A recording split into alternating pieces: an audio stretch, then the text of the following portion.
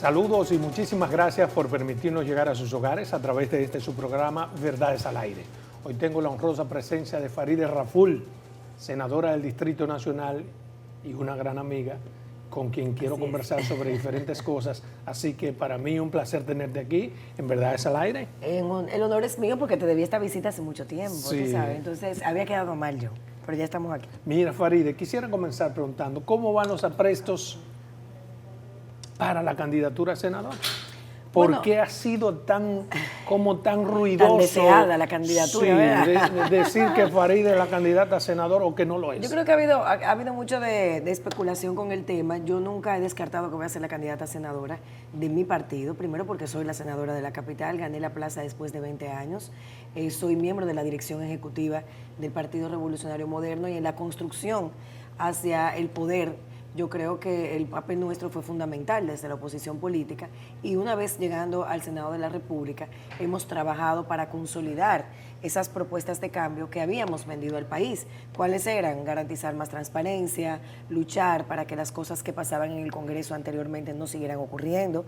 Por eso asumo la Comisión de Hacienda desde que entro al Senado, que mucha gente criticó. ¿Por qué la asumes? Eso es un riesgo. Y yo decía, no, porque yo tengo que velar para que no haya un hombre del maletín en la Comisión de Hacienda, para que no se vendan proyectos, para que no venga ningún sector a querer aprobar un proyecto por encima de la voluntad de los legisladores, y lo hemos construido, hemos dinamizado todo eso. Entonces, en esta coyuntura, las aspiraciones dentro del partido para una posición política siempre son legítimas. Yo creo que cualquiera puede aspirar a cualquier cargo, y el partido ha ido definiendo y descartando la posibilidad de que otros actores vayan a ser los candidatos. ¿Pero cómo se aspira a una posición reservada? No, porque recuerda que la reserva se anunció recientemente, las aspiraciones comenzaron desde el año pasado. Exacto. De personas y compañeros antes de definirse el panorama, por eso digo que muchos quedaron descartados en el camino. Al reservarse la candidatura de la capital, se hicieron 6 reservas de senaduría. Hay que recordar, ninguna han sido avisadas todavía, anunciadas al país. Dentro de eso está Santiago, está La Vega. Tú intuyes quiénes pueden ser, pero todavía no sabes. No En el caso tuyo, ¿tú crees que va a ser tú? Sí, yo estoy totalmente ¿Por convencida. qué? ¿Qué te hace Porque así me lo creer? han dicho las autoridades del partido, entonces yo no tengo ninguna duda. Hay una comisión de alianza que ha estado trabajando, se ha especulado bastante. Yo realmente no formo parte de la comisión de alianza y yo como senadora trabajo en mi rol de senadora y como dirigente política haciendo los aprestos para seguir manteniendo. A ver si entiendo. Las autoridades que tienen que definir la candidatura te han dicho que tú serás. Así es. Entonces, ¿por qué no lo hacen público? Ninguna reserva se ha hecho pública. Ninguna reserva Ya de se hizo la de Carolina, por ejemplo, se hizo hoy. Recientemente, pero las senadurías ninguna se ha hecho pública. Se harán públicas, me imagino que todas juntas, y bueno, la especulación siempre estará. Yo simplemente Pero eso no trabajo. te ayuda, eso desayuda el que no se haga Mira, pública. yo pienso, en la plaza más emblemática debería estar definido. Yo pienso que está definido y que se anunciará en su momento. Yo no tengo ningún tipo de dudas al respecto. Yo tengo la certeza de que soy la candidata, trabajo como eso, pero tengo mucho trabajo. Y si no es así, supongamos por un momento que digan, es Guillermo o cualquiera de los que... No me gusta hablar de panoramas hipotéticos porque todavía no, las cosas tienen que definirse. Ya vendrá el momento. Pero es como hipotético digo, que te escojan. Estamos hablando de hipotético el que te escojan o no. No, yo estoy segura de que soy la candidata porque así no me lo ha dicho la dirección del partido. Claro, pero si no lo eres, ¿qué pasa? Si surge, llegará el momento de nosotros ver que si eso existe, pero no creo que existe. No le doy cabida a esos comentarios. O sea, que es una posibilidad que tú ves garantizada. Que yo la veo muy descartada. O sea, que no sea eso, lo veo totalmente descartado. Pero ¿no cree que eso te pone en desventaja, el que no se haya garantizado? No, digamos, por tenemos... ejemplo, con Vinicito y con Omarcito. No.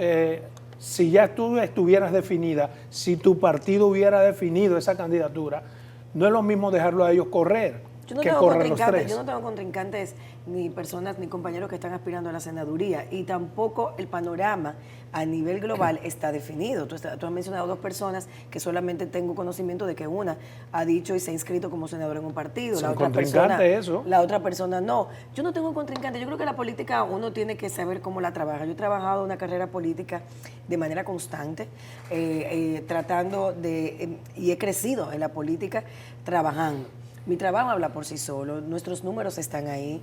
Nosotros hemos hecho un trabajo desde los 18, 17 años, de manera constante, de dirigente del partido, desde un comité zonal. ¿Y has cumplido con tu partido? Y he cumplido con mi partido, pero también he cumplido con mis propias convicciones. No he renunciado a mis convicciones ni por ataques ni por nada. Y yo creo que el no dejar de ser yo, de ser auténtica, de ser frontal, de hablar lo que yo considero que es correcto en un momento, pudiendo estar equivocada o no. Sin embargo, se ha vendido y me ha dado un liderazgo que permite que hasta los adversarios políticos nos respeten. Y yo creo que eso es importante en la política vernácula, porque a veces el debate se reduce. Y yo siempre he apostado a crear un debate donde haya propuestas, donde haya discusiones, donde podamos crecer. La política es construir. Nosotros hemos madurado mucho políticamente y las nuevas generaciones... No, si a ti te dejan hablar, desafío. No, hombre, no. Y además el contacto mío con la base del partido, y no solamente con la base, con las personas a las que yo represento. Fíjate que después de 20 años he ganado la Plaza de la Capital. Hace 20 años mi partido la ganó con Milagros Ortiz Bosch. Y yo siempre decía, cuando lleguemos al Senado, aparte de trabajar, que cambiamos la dinámica de trabajo, yo quiero que la gente entienda lo que hace un senador, y más en la capital. Y vamos a abrir la puerta del Senado, y lo hemos hecho. Yo no tengo oficina fuera del Senado, porque no cojo barrilitos ni tengo recursos, pero sí tengo la capacidad de poder recibir. ¿Qué está pasando con esos chelitos del barrilito que te tocan? Se reintegran al Senado de la República. ¿Sí? ¿Y qué hace el Senado con ellos? Bueno, dentro de la administración, todo lo que tenga que hacer.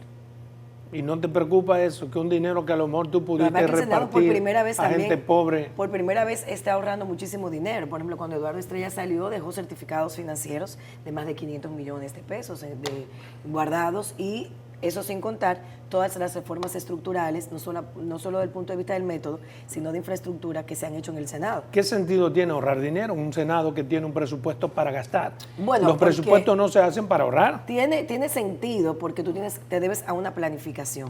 Tú tienes 32 senadores, es un órgano colegiado, ¿ok? Es un órgano colegiado donde todos somos iguales, aunque haya un presidente. Si hay una proyección de gastos o de compras que se van a hacer en un comité de licitaciones que por primera vez no preside el presidente del Senado, eso también fue algo de lo que hizo Eduardo Estrella importante. Antes el comité de compras era encabezado por el presidente del Senado.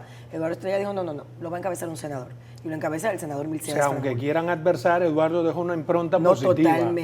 Totalmente. Las reformas estructurales que hemos hecho en el Senado se dieron desde que tomamos el poder en el Senado de la República con Eduardo Estrella a la cabeza. O sea, nosotros llegamos a un Senado que estaba agotado desde el punto de vista de la dinámica del trabajo.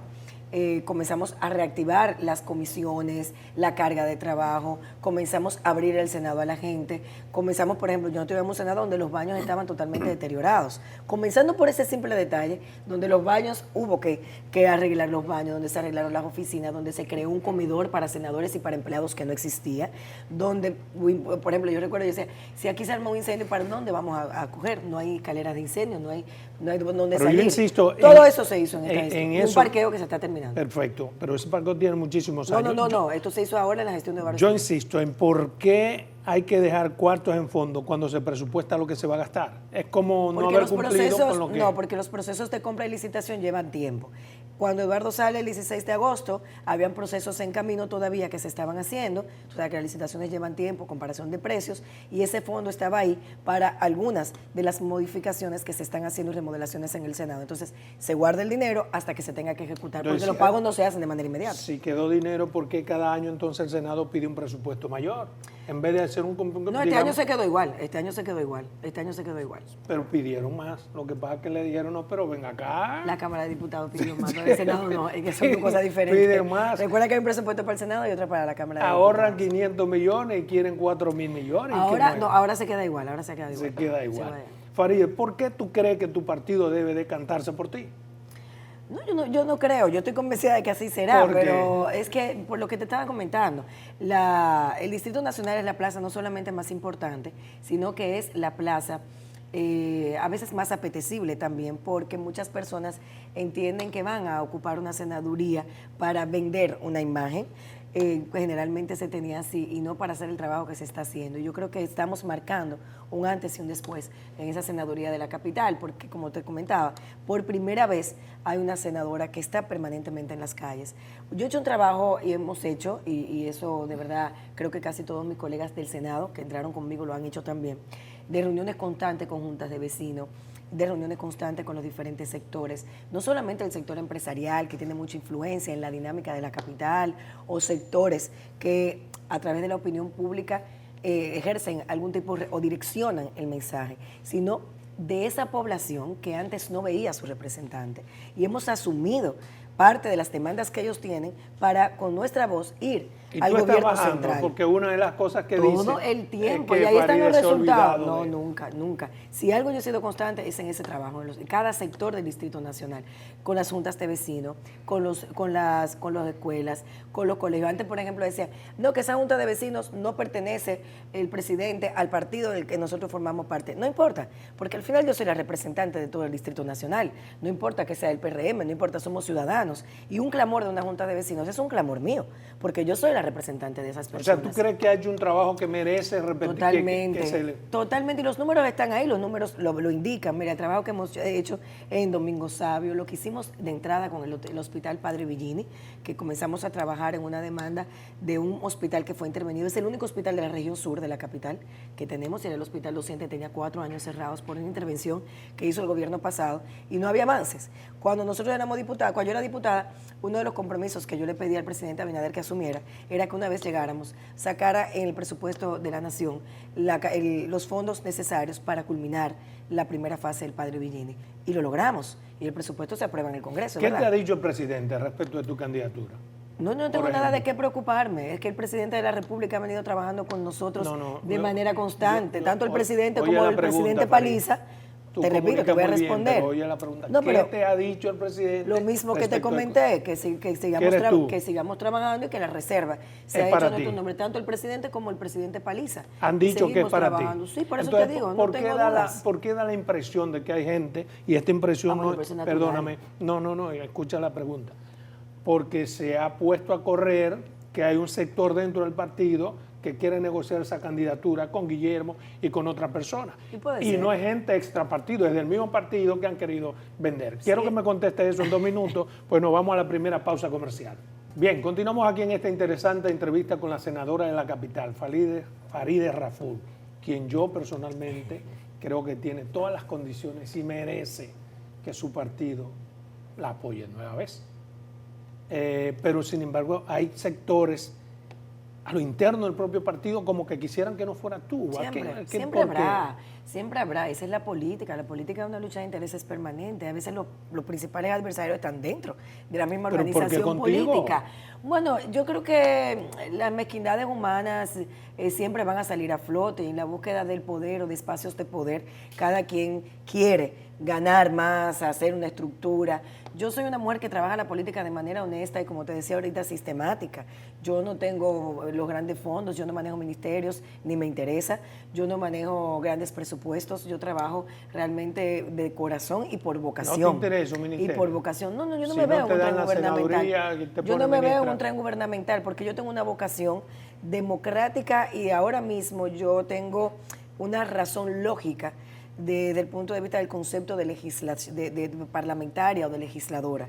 Yo fui diputada 4 años, tengo 3 años en el Senado de la República, soy abogada, tengo muy claro cada proyecto que no ha podido ser concluido, que hemos iniciado desde que éramos diputada, que quisiera concluir. Tengo muy claro por qué llegué al Senado, y lo decía desde la campaña. Quiero impulsar la transformación del Senado para que el Senado sea una institución sólida. Yo entiendo mucho que la democracia tiene necesariamente que recaer sobre instituciones fuertes. Si no fortalecemos las instituciones, perdemos derecho. Mira lo que pasó hace justo 3 años. ¿Qué pasó con el PLD? Y podemos analizarlo. El PLD, un partido muy bien visto, apoyado por una gran población, llega al poder, se mantiene en el poder, pero comienza a desvirtuarse. ¿Y qué hace para desvirtuarse? Reduce el respeto a las instituciones. Cuando las instituciones no funcionan, entonces hay una concentración de poder en un anillo o en una sola persona. Y ahí comienza el descalabro la credibilidad, ahí comienzan los actos de corrupción donde la impunidad se daba a diestra y siniestra, porque las instituciones estaban totalmente permeadas. Hace 3 años, hay que recordarle a este país, a nosotros nos militarizaron el Congreso Nacional, el primer poder del Estado. De corrupción, Farideh. Entonces, esas cosas no pueden volver a ocurrir. Si tú tienes una institución fuerte, que trabaja, que tiene una dinámica, que sabe el rol que tiene que jugar, está protegida para siempre. Las instituciones permanecen, los hombres y las mujeres estamos de Claro. paso. Y eso es lo que hay que legar. Tú hablas de corrupción. ¿Tú tienes todavía fe, esperanza de que algunos de esos actos de corrupción, casos de corrupción que están, Claro. puedan haber condenas? Claro que sí, claro que sí. Y yo creo que el Ya tema... están todos en libertad. No, no están en libertad, y a la población hay que decir eso, están dentro de un proceso judicial, perseguidos. En libertad. Están con libertad Como debe ser. condicionada como manda el Código Penal, porque tienen que ir a juicio de fondo donde se demuestre su culpabilidad y la dimensión de la responsabilidad penal que tienen en cada acto. Ahí serán condenados con, esperamos, una justa condena. A la gente hay que explicarle A la eso, gente hay que explicarle, que los porque procesos son en libertad. Son en libertad, o Que la sea, medida de libertad coerción es condicionada, una porque excepción. tú estar preso en tu casa o tener limitaciones para salir del país o tener un grillete, yo creo que te limita mucho la vida. La aspiración de todo ser humano es estar en libertad, poder salir a la calle con la frente en alto, ir a un concierto y que no te vocen ladrón, sentarte en un restaurante y gozar y que tu hijo no sienta vergüenza de ti. No, y sin Y no 8 pasa. meses no se pudo Y conseguir. no pasa, y hay una sanción moral real de la sociedad que yo me imagino que debe estar costando mucho también a esas personas. Pero a veces es Por injusto eso hay que esa cuidarse. sanción moral. A veces sí, a veces ¿Por sí. qué? Porque resulta que en el proceso tú sales no culpable o sales inocente. Correcto. Y ya tienes sobre la espalda esa sanción moral. Totalmente, y eso tenemos que evitarlo, por eso los procesos judiciales y por eso las instituciones tienen que ser fuertes. Un ministerio público no puede depender de actos de corrupción que emanen de la dirección de ese ministerio público, como pasaba con el ex procurador. Sí. La justicia tiene que ser también, sufrir una profilaxis. Necesitamos jueces independientes y que no juzguen de manera arbitraria, sino que se tomen el tiempo de poder hacer su trabajo, que evalúen todo para preservar los derechos de cada una de las personas que están siendo procesadas. Yo creo mucho en eso, pero yo creo también en que tiene que haber condena, y apuesto a que este país, en esa madurez a la que hemos llegado, siga a través de la sociedad civil organizada, que haga presión para que los actores políticos del sistema que están hoy quizás cometiendo actos de corrupción, porque no podemos decir que todo está limpio, hay una administración pública permeada de corrupción y de vandalismo, incluso en mi propio partido habrá personas que lo estén haciendo, Claro. que mañana también enfrenten a la justicia. ¿Tú con crees que hay condena. corrupción ahora? Yo creo que sí, siempre es muy difícil. ¿Ahora en determinar. este gobierno? Sí, a pesar de todos los intentos, los esfuerzos, la institucionalidad. ¿Hay corrupción? Creo que sí, creo que sí. Pero ¿cómo tú haces? Creo que sí, asegurar creo que eso? sí, creo que sí, porque tú no eres capaz de, en 3 años, poder cambiar toda una mentalidad, toda una cultura de esa persona que llegan a los espacios políticos a veces por movilidad social o movilidad económica, aspiracional, manejan ¿Qué fondos. tanta corrupción tú crees que hay ahora? Mucho menos que antes, porque, ¿por qué? Porque la sociedad civil se empoderó hace 3 años para que hubiera un cambio. Porque obligaron al presidente, nos obligaron a nosotros a hacer un pacto y un compromiso con este país de transparencia. ¿Y por qué porque el tenemos PRM un no presidente, combate esa corrupción? Porque tenemos un presidente honesto. Sí, le está combatiendo. Yo creo que Luis es el mejor ejemplo de eso. Es la persona que ha demostrado a este país no solamente honestidad, Digo la que tú dices sino que hay, seriedad. porque yo sé el esfuerzo preventivo. Yo creo que sí, no, hay un esfuerzo preventivo y hay un esfuerzo, y ahí vemos denuncias que están. Este es el único gobierno que el presidente ha tenido que destituir a más de 40 funcionarios que están ahora mismo en procesos porque han sido cuestionados, y la justicia se está encargando de ellos sin el involucramiento ¿Se está del Poder encargando la Ejecutivo. justicia? Sí, claro que Eso sí. es lo que desespera a la gente, que Es que no los ve procesos, señores, esos miren, supuestos yo corruptos le de este decía- gobierno en la justicia. Yo le como decía a la están. gente, los procesos de investigación llevan tiempo. Cuando yo comencé a investigar, por ejemplo, el tema de Punta Catalina de las sobrevaluaciones, yo duraba casi 8 meses para obtener documentos, para poder hacer una auditoría, para hacer un levantamiento, para poder entrevistar a personas técnicas en la materia, para yo poder edificarme y poder reclamar que hubiese un esclarecimiento, por ejemplo, del sobrecosto de la obra. O sea, eso me duraba un tiempo. Yo no salía, estoy aquí con un papel como mucha gente, si quieres hacer algo responsable. Sí. Por lo mismo que estamos hablando, tú tienes que preservar derechos. Una cosa es que tú me acusas y otra que me la demuestres.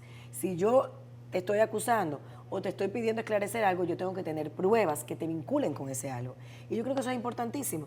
Y ahora mismo en estos cuestionamientos, sean culpables o no lo sean, la justicia está haciendo su investigación de funcionarios actuales, y mañana, si se descubre algo, que lo hagan. El que lo hizo mal tiene que enfrentar Porque todo. dura demasiado para los actuales. Es que no, dura. Es la impresión que Óyeme, hay. pero duramos cuánto para los del PLD. Entonces lo estamos viendo ahora. No, porque antes de llegar al gobierno ustedes no eran justicia. La justicia ni no. somos justicia todavía. La justicia Se supone está, que independiente. No, bueno, tampoco así. O sea, ¿Cómo así? yo creo que hemos impulsado la independencia del Ministerio Público. Sí. Es la primera vez que tenemos un Ministerio Público que no pertenece al partido de gobierno. Pero recuerda que el Ministerio Público no son solamente sus cabezas.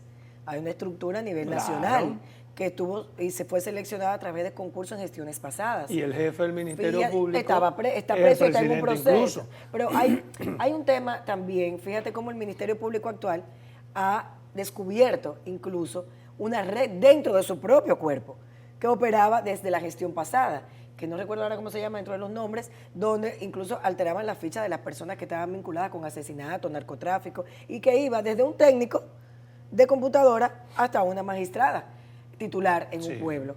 Entonces, eso es corrupción. Entonces, y eso pasa dentro del Ministerio Público. ¿Pero por qué pasa eso ahora? ¿Por qué se están dando cuenta de las propias bandas que operan? Porque hay un compromiso con la transparencia. Faride, porque estamos viendo. Y esas son las cosas que estamos cambiando. Yo soy de la circunscripción número 1. ¿Por qué yo tengo que votar por ti? Dame dos razones que me hagan a mí que casi no voto. Si tú fueras de la 2 o de la 3 también tendrías que votar por mí. Sí, pero exacto, pero te estoy diciendo de la 1 es la mía, pero la 1 es la mía, pero recuerda que el Distrito Nacional tiene 3 circunscripciones. Yo soy de la 1. ¿Y tú eres de la mía? Sí, okay, y te estoy preguntando ¿por qué yo tengo que motivarme a ir a votar por ti? Yo creo que uno tiene que votar por personas que asuman un compromiso, que sean transparentes, que sean honestas, que tengan una hoja de vida de trabajo.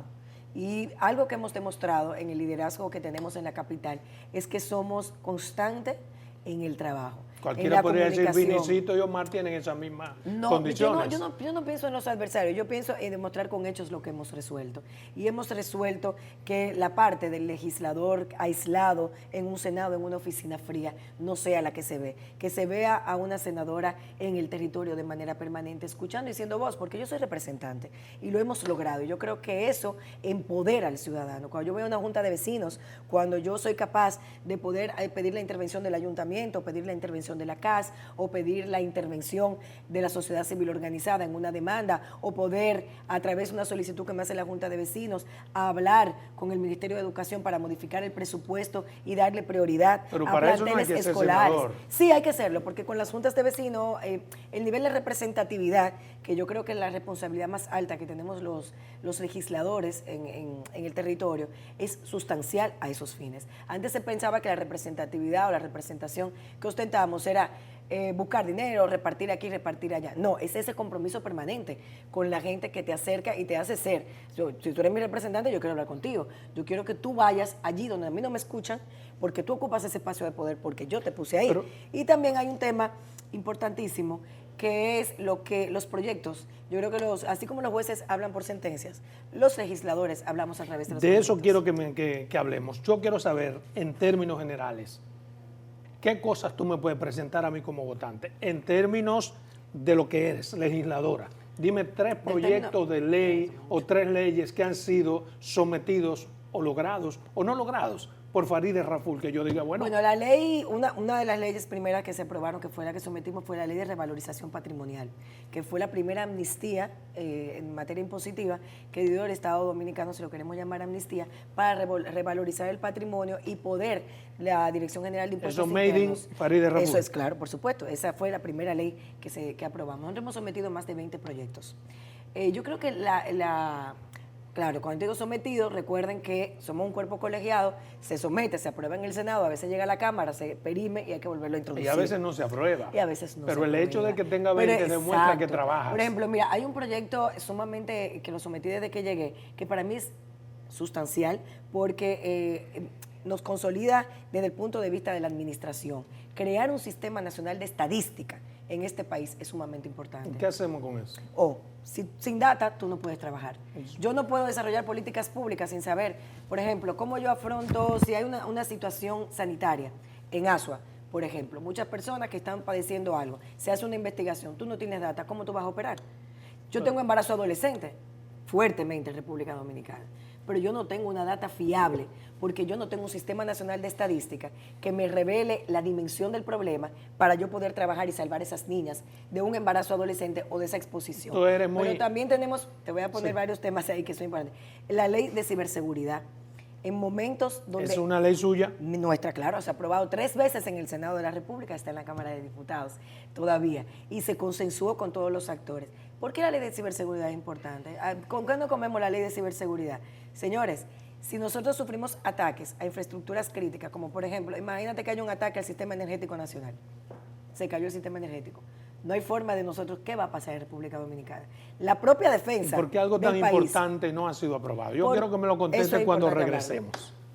Bien, continuamos aquí en esta interesante entrevista. Antes de irnos a pausa, usted tenía la palabra. Bueno, no, tú me preguntabas que por qué un proyecto tan importante como ciberseguridad, que es uno de los temas que está en la agenda de todos los parlamentos del mundo, porque se necesita la cooperación de todos los países, porque si hay un ciberataque puede darse desde Rusia a Costa Rica, de Costa Rica a República Dominicana, cómo perseguimos el delito y cómo nos protegemos entre naciones.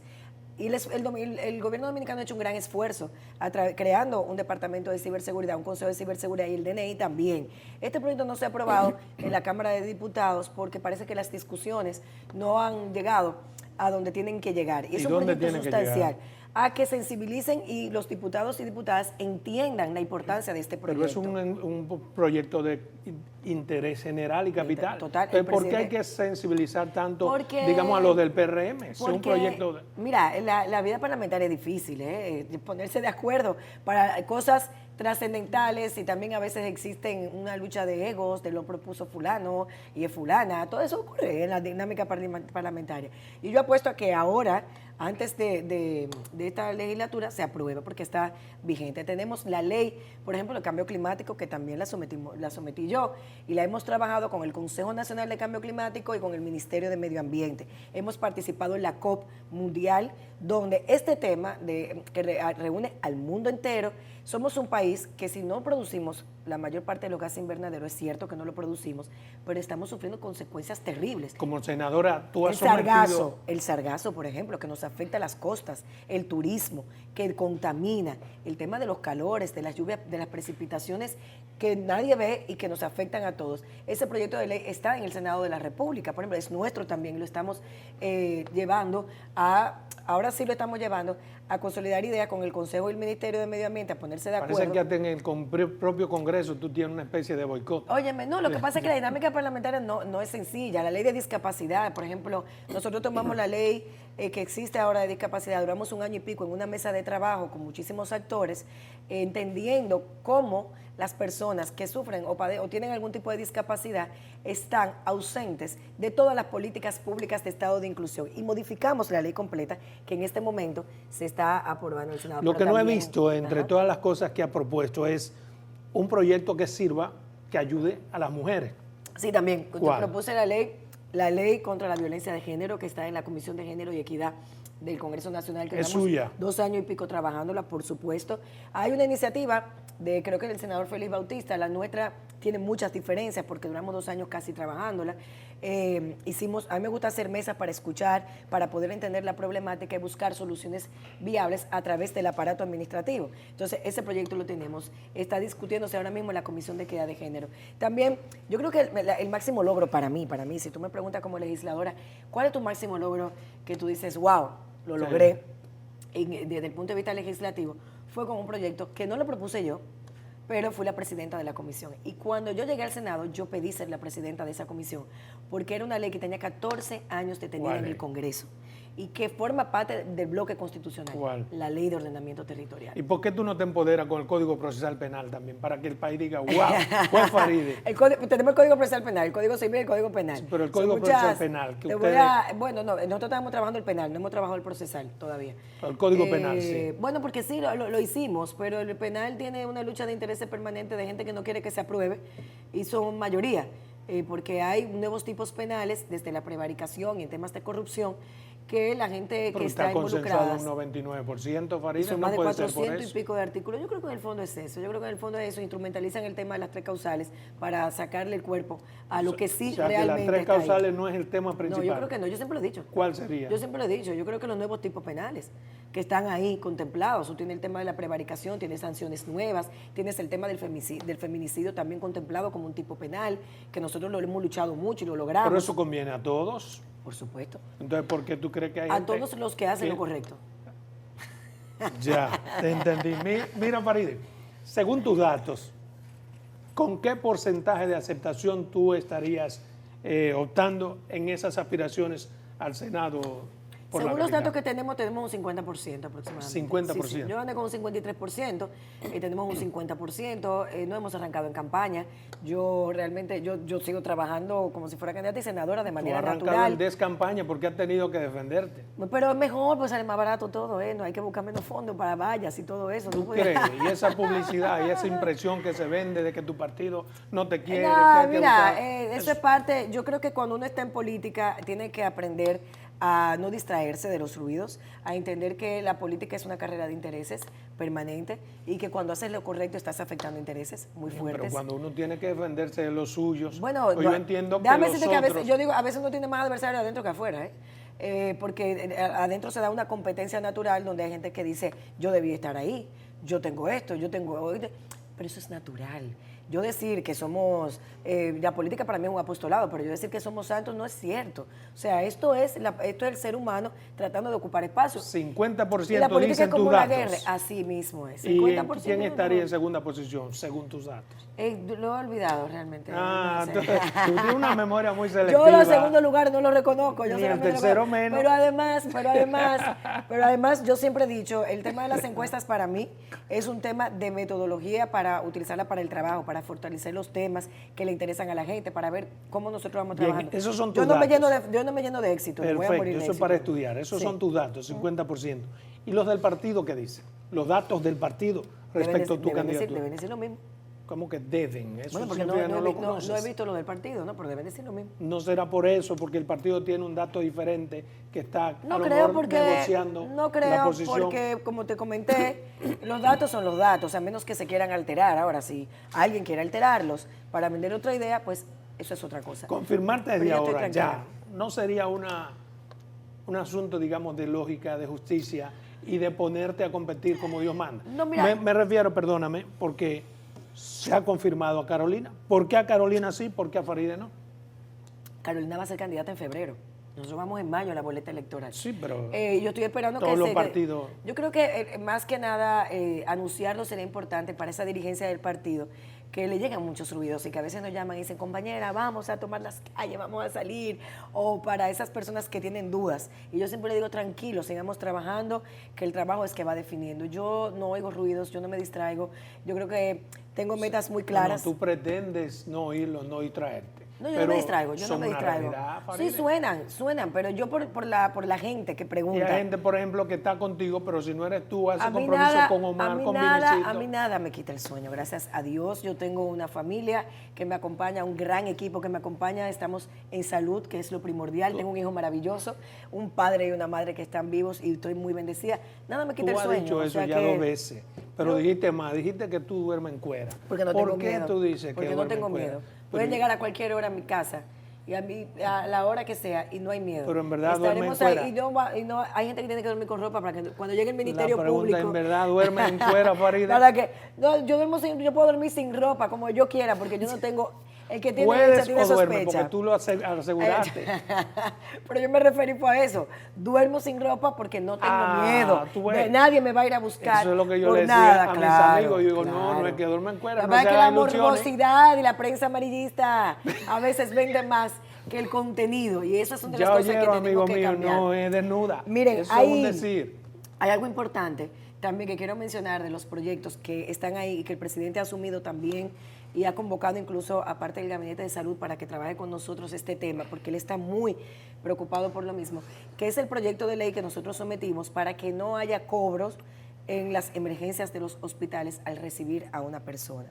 ¿Qué pasa generalmente? Una de las quejas que más tenemos, cuando una persona va sin un seguro médico a una emergencia, cualquier prestadora de servicio de salud, le exigen un depósito. Usted tiene que pagar tanto para nosotros intervenirlo. Son las O para- clínicas. Entonces, eso es ilegal, pero no había sanciones. No había sanciones. En este proyecto de ley nosotros establecemos sanciones y para que las prestadoras de servicios privadas no digan que van a perder recursos atendiendo o estabilizando pacientes de emergencia, nosotros contemplamos en este proyecto de ley un fondo de garantía que sale del presupuesto general de la Nación a través del Ministerio de Salud y lo manejaría SENASA. ¿Para qué? Para que inmediatamente haya una facturación, ese fondo pueda darle la cara a las prestadoras de servicios privados. Ese proyecto está en la Comisión de Salud. Pero eso deshumaniza. y tú me- no y hay tú que me- poner ese fondo de garantía. Sí, hay que ponerlo. En ningún país lo hay. Sí, no, hay que ponerlo, pero hay que ponerlo, no sé si en algún país lo hay, pero hay que ponerlo porque el Estado tiene el compromiso. ¿Quién garantiza los derechos fundamentales? Según la Constitución de la República. ¿El Estado? El Estado. Sí. Entonces, yo como Estado, Sí. poniendo nosotros como Estado, tengo que garantizar que mis ciudadanos, no importa dónde vayan, en una situación de emergencia, sean inmediatamente atendidos, aunque luego se envíen. Si tú eres privado y tú no me quieres Pero eso recibir... está en todas las leyes de los países de verdad y Está, no hay que tener un fondo. pero hay Es que, la hay que clínica tiene que tener una sancionarlo, responsabilidad. pero hay que sancionar porque no hay sanciones. Exacto. Entonces la clínica lo hace. Este proyecto de ley, yo como Estado, si yo tengo la clínica privada que me dice, pero yo voy a perder dinero, no te preocupes, que yo te tengo que garantizar el costo de lo que involucraste aquí, yo te lo voy a garantizar con ese fondo, pero me tienes que atender al ciudadano. Lo que no puedo permitir como Estado es que una persona llegue a una emergencia o que haya cadáveres retenidos por deuda. Eso no puede pasar.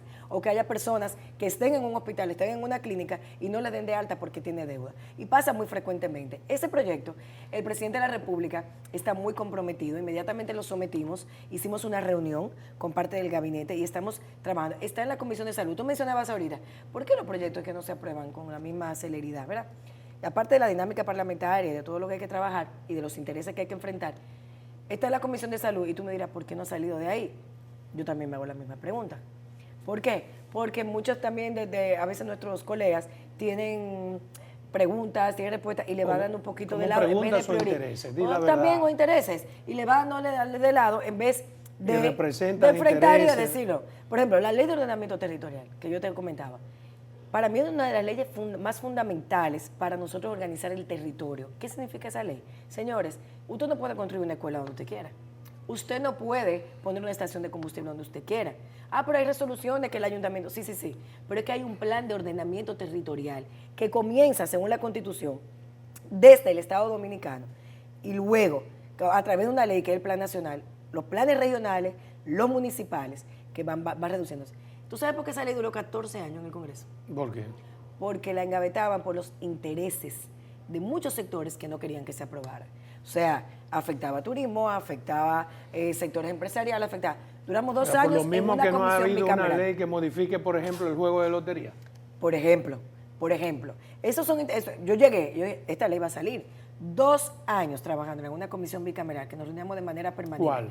La Comisión de Ordenamiento Territorial, entre diputados y senadores. Estudiamos a fondo, la releímos más de 5 veces, entera, la entendimos, reunimos a todos los sectores y los sectores entendieron que iba a haber ley y que lo mejor era ponernos de acuerdo, que teníamos que tener una visión de país para poder construir un país de manera organizada.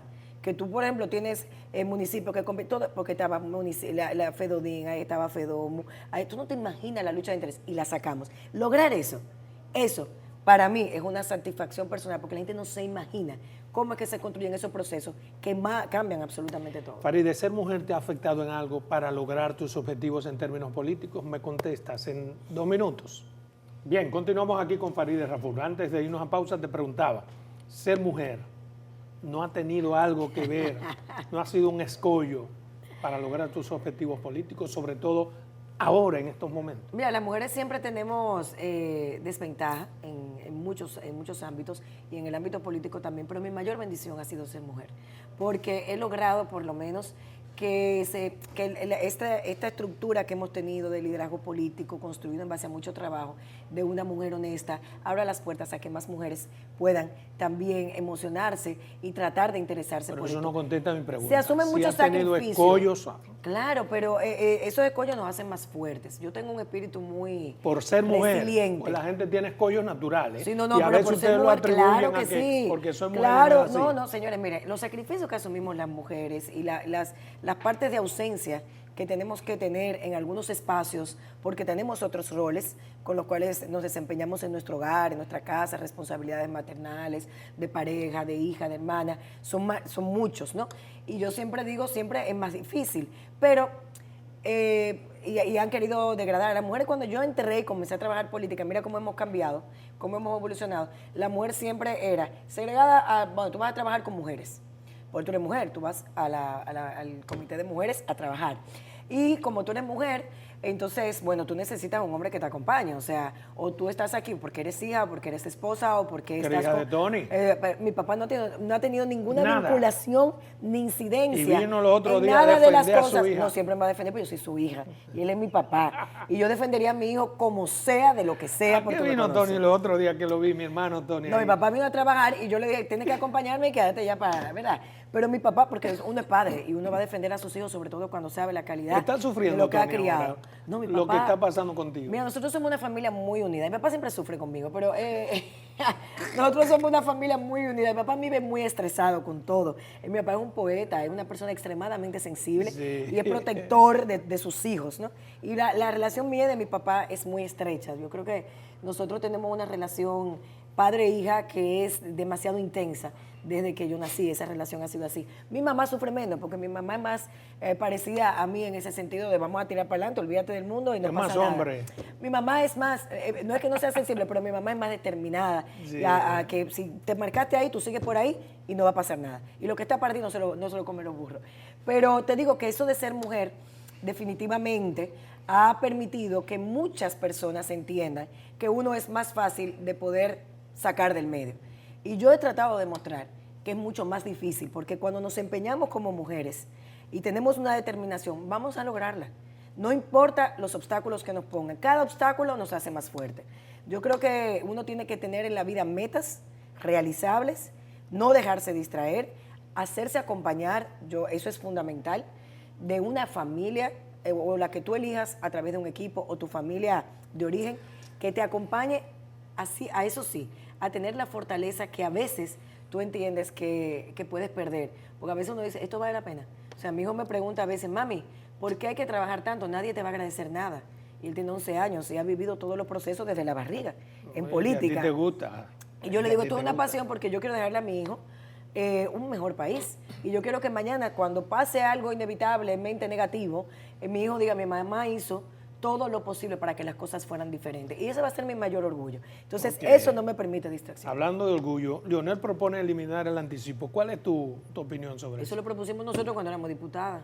O sea, eso no es una Pero no se propuesta ha nueva. hecho. No es nueva la propuesta, no pero es en el nueva. momento en que está ocurriendo, representa... Bueno, porque se utiliza políticamente, pero cuando éramos diputadas también lo propusimos, no es una propuesta nueva, además de que el anticipo recuerda que fue transitorio. Si usted lo propuso cuando era diputada, ¿por qué no ahora que es Fue legisladora transitorio. en su gobierno? Bueno, porque lo propuse cuando era diputada y yo recuerdo que Magín Díaz era el director de Impuesto Interno y me llamó y me dijo, Faride, eso no se puede.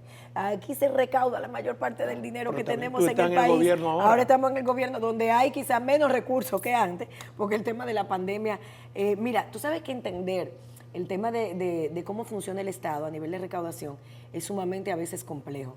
Y Leonel lo sabe muy bien porque fue presidente, si hay una persona que ha sido estadista, y hay que decirlo, ha sido el presidente Fernández. Pero que antes manejó usted este país. favorecía esa propuesta, ¿la favorece ahora? Es lo que quiero saber. Sí, ojalá yo que se quite el anticipo y ojalá yo que hagamos una reforma fiscal donde redistribuyamos la forma de pagar impuestos de acuerdo a los ingresos y a la generación de cada quien. Y esa reforma fiscal está pendiente. Si nosotros desmontamos un anticipo sin reforma fiscal, lo que vamos a dejar de percibir un ingreso sin una estructura que pueda consolidar las finanzas públicas. Aquí lo que tenemos que abocarnos urgentemente y sin posposición es a una reforma fiscal. El gobierno, con en el costo términos político gener- que haya que asumir. En términos general, ¿cómo es su evaluación sobre cómo anda el gobierno? El gobierno anda muy bien, yo creo que la gente, aquí mira, somos el país de la región con la mayor economía, o sea, una economía bastante estable. Ahora recientemente yo tuve la oportunidad, bueno, hoy culminé, de traer al país más de 150 parlamentarios, 75 europeos, 75 latinoamericanos, en un ejercicio de diplomacia parlamentaria que vengo trabajando desde enero entre Bélgica y los organismos de integración latinoamericanos como Parlacén, Parlasur, Parlandino y Parlasur. ¿Y qué se logra con eso? Además de gastar todos los cuartos del mundo para esa no se gasta porque cada parlamento paga claro, sus viáticos y todo. Es decir, el Senado fue la sede de eso. Eso se llama diplomacia parlamentaria. Y esto es muy importante, ahora que tú me dices lo del gobierno, porque evidentemente yo comencé a trabajar este tema desde hace casi un año en el Parlamento Europeo, pidiendo que República Dominicana fuera la sede, porque las discusiones que se dan en el Parlamento Europeo, que es al final quien emite todas las resoluciones que tienen que ver con todo lo que pasa en Europa y a nivel latinoamericano, las discusiones que se dan cuando se habla de República Dominicana estaban muy distorsionadas con el tema de la migración y el tema de Haití. Claro. Y yo dije, no, pero yo necesito que ustedes vean el esfuerzo que ha hecho mi país en un acto de solidaridad permanente, tratando de no violentar derechos humanos. Y logramos algo, logramos que vieran eso. Totalmente. ¿Qué Eran te parlamentarios dice? de más de 60 países que vinieron aquí y se dieron cuenta de todo. Y bueno, la declaración que firmaron fue dando un espaldarazo y reconociendo los esfuerzos que ha hecho la República Dominicana. Tú dices, ¿por qué eso es importante? Porque esos parlamentarios, sin la diplomacia que conocemos a nivel de soberanos y de Estado, no se da sin la diplomacia parlamentaria. Claro. Todo lo que propicia a nuestros estados es a través de nosotros los parlamentos. Pero además y tenemos una que toma de ponernos de decisiones acuerdo. que Europa claro, habla como bloque. de Europa como bloque y de América Latina. Sí. Y nosotros somos parte del Parlacén y del Parlatino. Sí. Y yo creo que todos estuvieron, la mayoría de ellos nunca habían venido a República Dominicana, no sabía cómo era la frontera, no conocía al presidente de la República, lo recibió el canciller Y aún también. así patrocinan organizaciones que a veces Por ejemplo, operan contra nosotros. Aquí hay personas, claro, aquí hay personas, por ejemplo, que habían hablado, que ellos se sorprendieron mucho en uno de los espacios. Mira, aquí se ha instrumentalizado también mucho el tema de que Europa quiere fusionar la isla. Ellos dicen, nosotros nunca hemos oído eso. Nunca, primera vez que lo estamos escuchando, para que tú veas la distorsión de allá y de acá que tenemos cuando no hay un mensaje claro. Y nosotros logramos eso. Y una de las cosas que logramos fue que ellos se dieran cuenta, sobre todo nosotros como componente latinoamericano, de lo afortunados que somos en República Dominicana desde el punto de vista de la madurez política comparado con los países de la región. Lo que está viviendo Argentina en estos momentos, lo que está viviendo Nicaragua en estos momentos, Venezuela en estos momentos, Costa Rica, también Panamá, Perú, son situaciones que hacen que la República Dominicana se destaque como uno de los países del continente con mayor estabilidad política, donde podemos tener diferencias políticas, pero respetamos los procesos Usted me ha dicho que el gobierno va muy bien, Lo de pero Ecuador no también. parece que no todo va bien. No, pero eso, por eso te destaco la parte de que ellos se dieron cuenta también de, oye, la madurez política donde hemos llegado, la consolidación económica que ha tenido bajo la responsabilidad del presidente Abinader y otra cosa, los esfuerzos que ha hecho este presidente con la comunidad internacional para que asuma un problema que no nos pertenece. ¿Qué cosa no va bien en el gobierno? Porque no puede ser que Creo todo sea color de rosa. Yo creo que nos falta... Delincuencia, criminalidad, su valoración. Creo que nos falta mucho el tema de la reforma policial. El presidente se lo ha tomado muy a pecho, el hecho de que él despache todas las semanas para garantizar que la reforma vaya es un espaldarazo a que las autoridades puedan proteger la vida de los ciudadanos. Creo que nos falta, bueno, ¿qué nos falta? Nos faltaría, tenemos desafíos en el sector eléctrico, tenemos el gran desafío de la reforma fiscal, que hay que asumirlo, el desafío de la seguridad social, que en estos 3 años no hemos podido ponernos de acuerdo, a pesar de que hay mesas. Aquí el sistema de capitalización individual, vamos a tener que revisarlo. Es una reunión donde todos los actores, así como asumimos la ley de ordenamiento, 2 años, a pura voluntad y pasión, hay que asumir este tema. Y tenemos que reunirnos y ponernos de acuerdo, porque no somos enemigos del sector empresarial, no somos enemigos de la sociedad civil. Este país lo componemos todo y entre todos tenemos que buscar soluciones válidas para poder garantizar que una persona de más de 60 años tenga una seguridad social respetable después de tantos años de trabajo, que tú tengas un seguro de salud que corresponda realmente con las necesidades que ya tú vas a tener después de los 60 años, que es inevitable, es el círculo de la vida. Entonces, esos temas van a quedar pendientes para una próxima legislatura, un próximo gobierno, los próximos 4 años, que el presidente va a tener que asumir un rol preponderante para lograr. ¿Por qué? El problema es que a veces no tenemos interlocutores en esos espacios que tengan la voluntad o el tiempo para poder permanecer en ellos hasta lograr un acuerdo. Y eso de eso se trata, señores, de no tener tiempo. Se nos ha ido el tiempo con Farideh Raful, así que está comprometida. Muchos temas, para muchos temas. otra oportunidad en que podamos debatir. Claro que sí. Placer tenerte aquí. Encantada, mi amor, y de verdad, espero no durar tanto tiempo sin venir.